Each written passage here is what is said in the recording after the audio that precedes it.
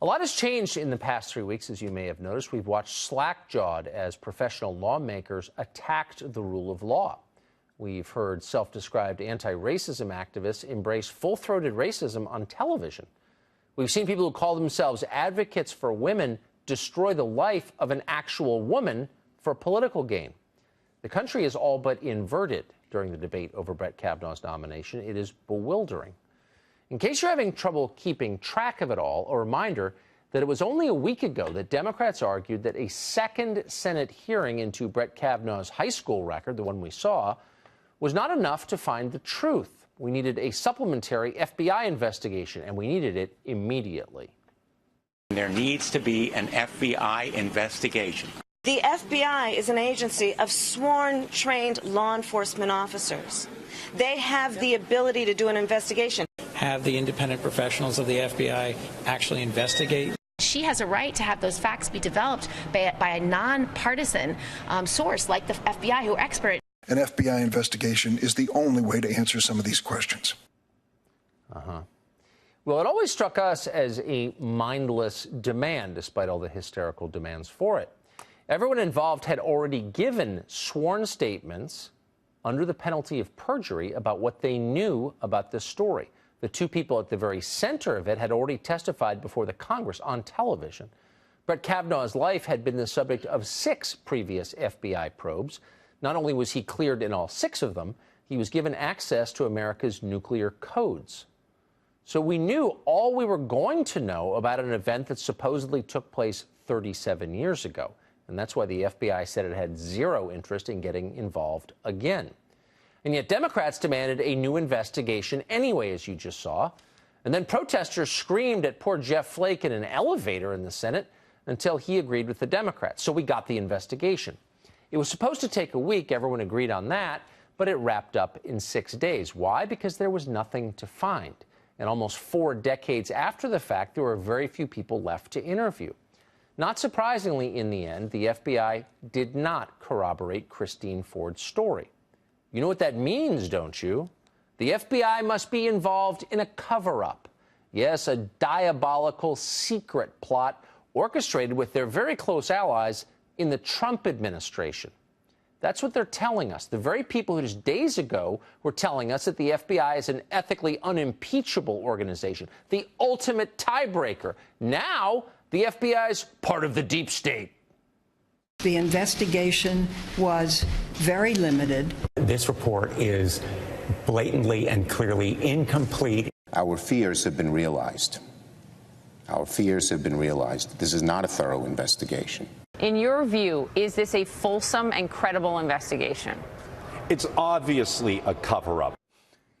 Our fears have been realized. The FBI is working with the Trump administration. They always have been. It's a plot so secret, we believe the opposite is happening. How's that for clever? Others on the left say now what we really need is for Brett Kavanaugh to take a polygraph exam, because those are accepted by science. Senator Lindsey Graham of South Carolina pointed out that the lie detector likely just the first demand in a long list. Watch. You've humiliated this guy enough, and this is bottom for some of you. So why don't we dunk him in water and see if he floats? Maybe you'll believe he lied about how much he drank in high school, that he threw ice in a party, in a bar, or he doesn't have the temperament, that he didn't handle being destroyed well. Enough already. Let's vote. Why don't we just dunk him in water and see if he floats? It was good enough in medieval France. You know the truth. Only one thing will truly be good enough: an investigation of some kind, or maybe a water dunking of some kind that lasts at least through January 3rd, 2019.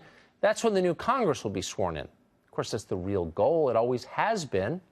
Fortunately, it looks like this ploy is failing. Win or lose, Kavanaugh's nomination will be voted on, it looks like, within a few days. It seems likely he'll be confirmed, but who knows? And we won't know until the moment the last vote is cast. Still, it's worth thinking about what the world looks like once this is all over, after Kavanaugh's confirmation vote. This is a new country now. What will it look like? Well, the left has accused President Trump of overturning norms and destroying institutions. But as always, that is pure projection. Whatever they're accusing you of is exactly what they're doing. And it's true in this case, too. The left just mounted a full assault on our justice system. They thought nothing of tossing out the presumption of innocence. You saw actual U.S. senators say things like, the accused has an obligation to prove himself innocent. They said that out loud. And then they tried to use the FBI as a weapon against their political opponents, and not for the first time. The Obama administration did the same. Think this will stop? Think again. Thought leaders, to the extent that's not an oxymoron on the left, are already laying the groundwork to pack the courts, something that hasn't been tried since the 1930s. Adding more Democrats to change the balance, the least democratic, small d democratic option available. It's only fair, they'll tell you, to offset the theft of Merrick Garland's seat on the Supreme Court and, of course, the appointment of a teenage sex offender. Going forward, look for the left to delegitimize any decisions written by Brett Kavanaugh from the court, or even any decisions in which he is the majority. Some states may just decide to ignore the Supreme Court. Sound far-fetched to you? Maybe, maybe not. Look what's happening in California right now. Lawmakers in that state, the largest state in the union, have already made it a crime for citizens in California to assist in the enforcement of any federal immigration law. California is, in effect, in open revolt against the laws of the United States.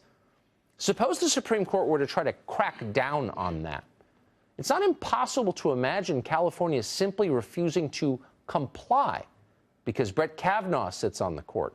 Its edicts are illegitimate. That could happen. And that, by the way, is what crisis actually looks like. So get ready for that.